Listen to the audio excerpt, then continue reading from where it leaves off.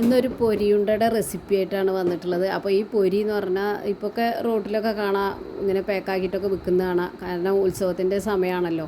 അപ്പോൾ പൊരിയും കൊണ്ട് പൊരിയുണ്ട എങ്ങനെ ഉണ്ടാക്കാമെന്ന് നമുക്ക് നോക്കാം. അപ്പോൾ ഇത് ഞാൻ അര കിലോൻ്റെ ഒരു പാക്കറ്റാണ്. അപ്പോൾ ഞാനത് മുഴുവനൊന്നും എടുത്തിട്ടില്ല, ഒരു 3 ഗ്ലാസ് പൊരിയാണ് എടുത്തിട്ടുള്ളത്. അപ്പോൾ ഈ പൊരി ഒന്ന് നമുക്ക് ചെറുതായിട്ടൊന്ന് ചൂടാക്കി എടുക്കാം. ഒന്ന് വറുത്തെടുക്കുന്നുണ്ട്. എന്നിട്ട് അതിലേക്ക് ഒരു 3 ഏലക്ക എടുത്തിട്ടുണ്ട്. ഞാൻ കുറച്ച് പൊരി എടുക്കുന്നതുകൊണ്ടാണ് കുറച്ച് ഏലക്ക എടുത്തിട്ടുള്ളത്. അപ്പോൾ ഇതൊന്ന് ചൂടാക്കിയിട്ട് ഏലക്ക ഒന്ന് നമുക്കതിൻ്റെ ഉള്ളിലത്തെ ഇത് കുരു മാത്രം മതി, അതൊന്ന് പൊടിച്ചെടുത്ത് വരാം. അപ്പോഴേക്കും നമുക്ക് കുറച്ച് ശർക്കര, ഞാൻ ഇപ്പോൾ ഈ 3 ഗ്ലാസ് പൊരിയിലേക്കാണ് ഈ 1.5 അച്ച് ശർക്കര എടുത്തുള്ളത്. ഈ 1 അച്ച് എന്ന് പറഞ്ഞാൽ കുറച്ച് വലിപ്പമുള്ള ഉള്ളതാണ്, അത്യാവശ്യം മധുരം കിട്ടും, അതുകൊണ്ടാണ് ഞാൻ ഇത്ര കുറച്ച് എടുത്തിട്ടുള്ളത്.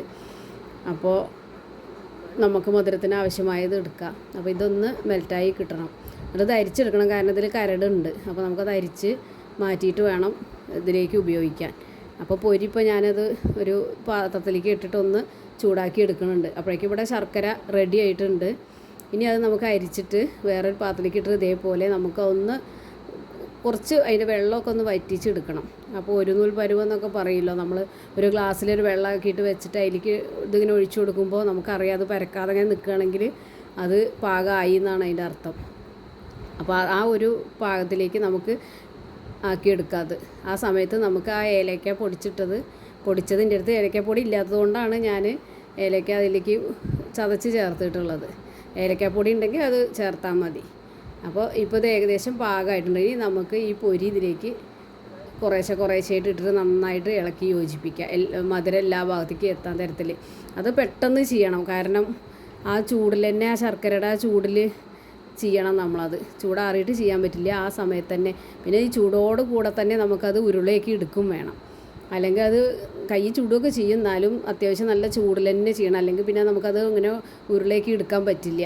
അപ്പോൾ ഇപ്പോൾ അത് എല്ലാതും ഞാനതിലിട്ടിട്ട് റെഡിയാക്കിയിട്ടുണ്ട്. ഇനി ഒരു കയ്യിൽ നിറച്ച് ഉരുളയാക്കിയിട്ട് എടുത്തിട്ട് നമുക്കത് ഉരുട്ടിയെടുക്കാം. അതൊക്കെ ആ ചൂടോട് കൂടെ പെട്ടെന്ന് ചെയ്യണം, കാരണം അല്ലെങ്കിൽ പിന്നെ നമുക്കത് ഉരുട്ടിയാൽ യോജിക്കാൻ പണിയാണ്. അപ്പോൾ അത് ചൂടുണ്ടാവുകൊണ്ടാണ് ഞാൻ അപ്പോൾ അതിങ്ങനെ ഒരു കയ്യിലിങ്ങനെ മെല്ലെ, നമുക്ക് പെട്ടെന്ന് ചെയ്യുകയാണെങ്കിൽ കുറച്ചൊന്ന് വെള്ളം കയ്യിൽ ഇതാക്കിയിട്ട്, വെള്ളം ശരിക്കും തുടയ്ക്കാൻ പറ്റില്ല, എന്നാലും കൈ വല്ലാതെ ചൂടെടുക്കുകയാണെങ്കിലേ. അപ്പോൾ ഞാൻ അപ്പോൾ അത് ഇന്നേക്കുള്ളത് മാത്രമേ ഉണ്ടാക്കിയിട്ടുള്ളൂ.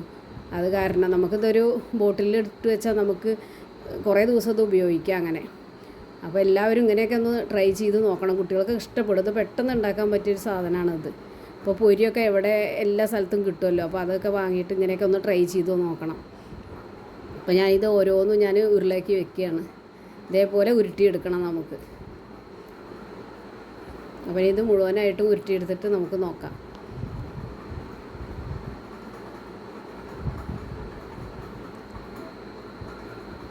അതാ മിക്സ് ചെയ്ത് വെച്ചതിൻ്റെ ചൂട് പോകുന്നതിന് മുന്നേ വേണം നമുക്കിതിങ്ങനെ ചെയ്യാൻ വേണ്ടിയിട്ട്, അല്ലെങ്കിൽ അതിങ്ങനെ യോജിക്കാൻ പ്രയാസമാണ്. പെട്ടെന്ന് ചെയ്തെടുക്കണം. ഇപ്പോൾ തന്നെ അതൊന്ന് ഉറച്ചു, എൻ്റെ കൈ നല്ല ചൂട് തോന്നി. അപ്പോൾ ഞാനൊന്ന് മെല്ലെ ആക്കി, നമ്മൾ പെട്ടെന്ന് അതേ ആക്കി ചൂടാക്കി വെച്ച അതേ സമയത്ത് തന്നെ ചെയ്യേണ്ടതാണത്. അപ്പോൾ എല്ലാവരും വീഡിയോ കാണുക, ഇഷ്ടപ്പെടുകയാണെങ്കിൽ ഷെയർ ചെയ്യുക, ലൈക്ക് ചെയ്യുക, സബ്സ്ക്രൈബ് ചെയ്യുക. ഇപ്പോൾ നമ്മൾ ഇത്രയും ബോൾസ് ഉണ്ടാക്കി വെച്ചിട്ടുണ്ട്. അപ്പോൾ ഇതിന് നല്ല ബലമായിട്ടുണ്ട് ഇപ്പോൾ തന്നെ. നമുക്കിതിങ്ങനെ കടിച്ച് ഇങ്ങനെ സാധാരണ നമ്മൾ കടയിൽ നിന്നൊക്കെ വാങ്ങുന്നില്ലേ, അതേപോലെ ബലത്തിൽ തന്നെ കിട്ടുക. അപ്പോൾ എല്ലാവരും ഒന്ന് ട്രൈ ചെയ്ത് നോക്കുക.